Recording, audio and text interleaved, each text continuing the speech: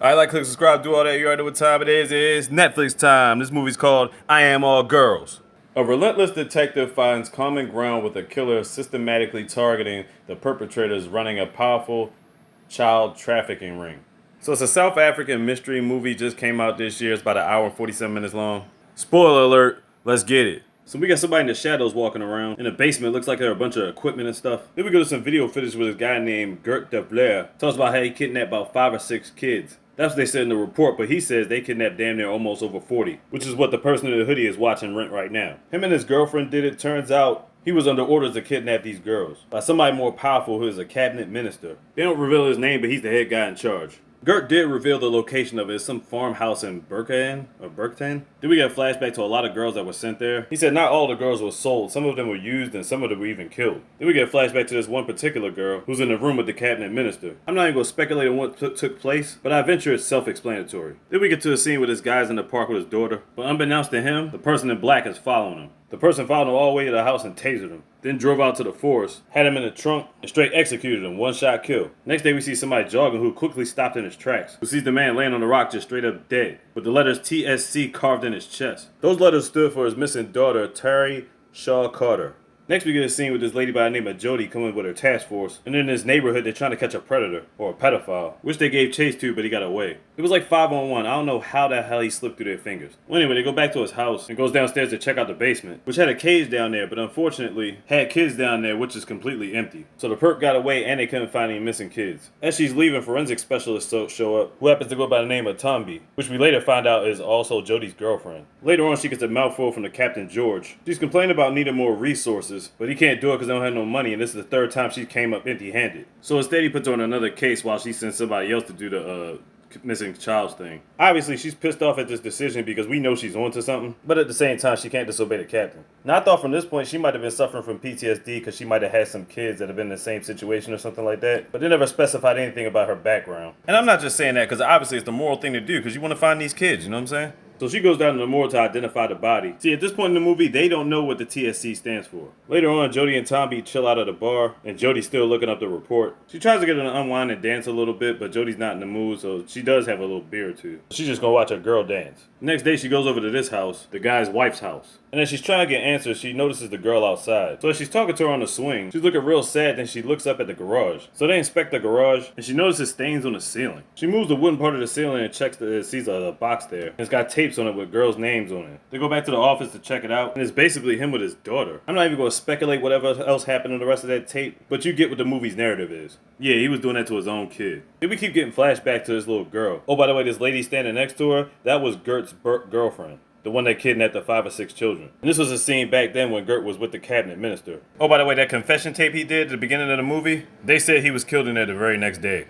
So anyway, the little girl and Gert's girlfriend go to this abandoned warehouse type thing. And then she takes her in to meet with this lady, but more specifically this guy with the gold chains, who she's basically been sold to. Yeah, the guy standing next to him is about to have his way with her. So we can see now from what they're implying, that was Tombi when she was a little girl. Then the cabinet minister gets the news about this guy being dead, who from the looks of things was part of his child trafficking ring. Later on, Jody goes to George's house, and she basically tells him that the case that she put him on actually ties in with the other missing girls. But for some reason, he's not believing it or not trying to hear it. Maybe it's just the fact she hasn't really brought any legit evidence to him. So at this point, he's ordering her to take time off. He takes her like 3 months of vacation. So Jody gets some sparring in with a girl, Tombi, and Tombi whips her ass something terrible. Tombi's like, "You done, you don't want this smoke." Then she gets her to do some breathing exercises so she can calm down. Afterwards, they go back to Jody's crib. You see these bears off to the side. It gives you an indication like she had kids too. But like I said earlier, they don't specify on Jody's background. Tombi wants to stay, but Jody's like, "Nah, I just need to be alone for the night." So then Tombi heads back home chilling. Next we get a view over the city. Oh, here comes the person in black with a silencer. Got the mask on and everything. Pop straight up in the room. Oh yeah, I remember this nigga.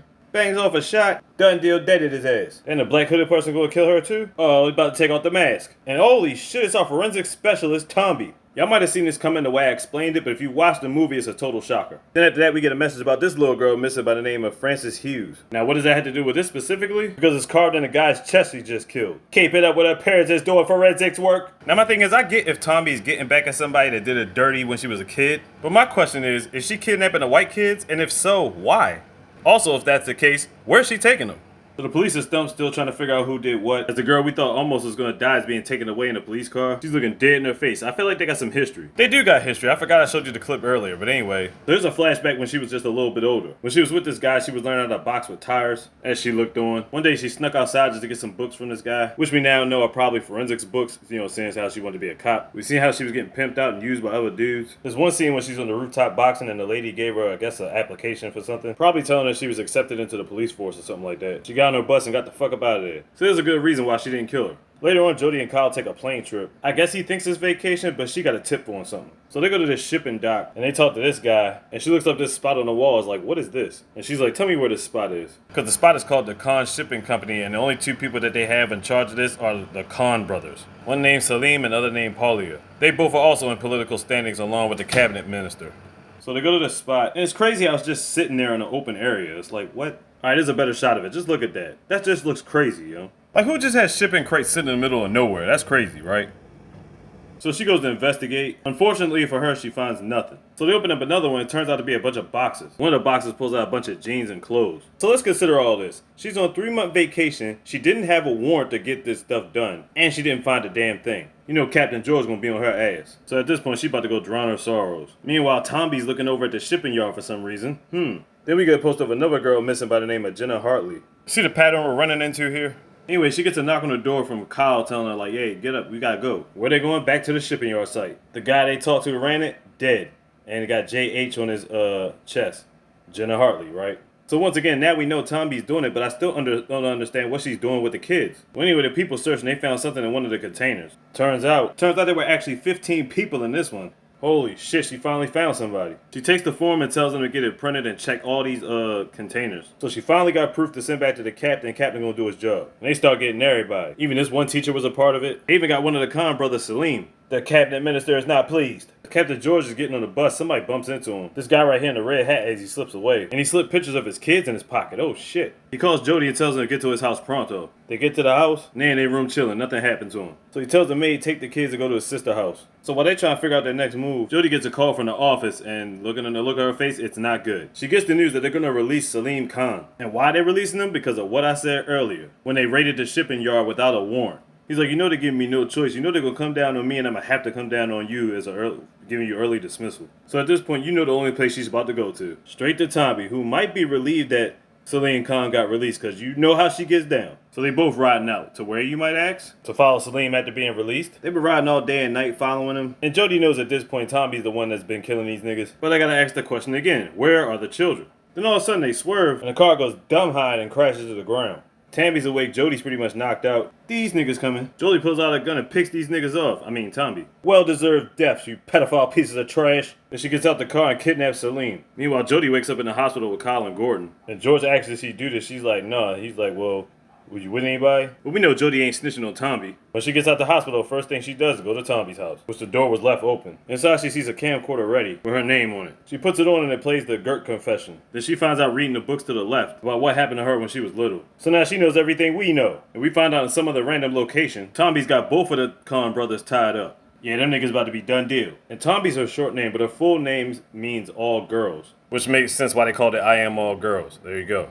So Jody drives to the spot where Tomby's at. How'd she find her? Because she took the Khan brothers to the same house she was at when she was a kid. But when Jody gets inside, she finds both of them dead as shit. One with AV on his chest, and the other one OB on his chest. The AV stands for Abigail Violin, and the OB stands for Olivia Boysen. So if I count it right, is that 6 or 5 missing girls?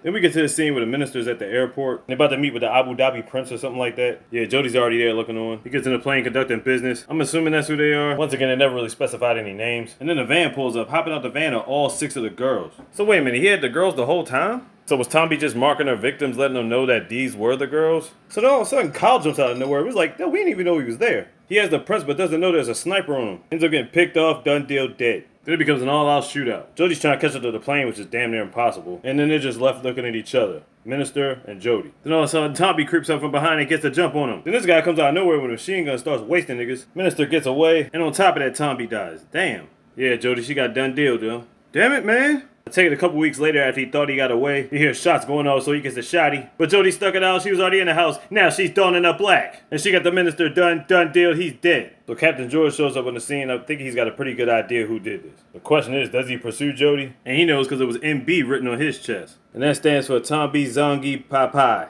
aka Tombi. Last thing we see is Jody getting a plane ticket and getting up out of there. Now they give us a sad fact at the end of the movie. The U.S. Department estimates 500,000 to 700,000 women are trafficked every year. More than half are children. Less than 1% are ever recovered. And they say the film is actually dedicated to the victims, the families, and the organizations that fight for these children. You know what I'm saying? Now, I'm not really sure if this exact film is a true story, but it's highly possible.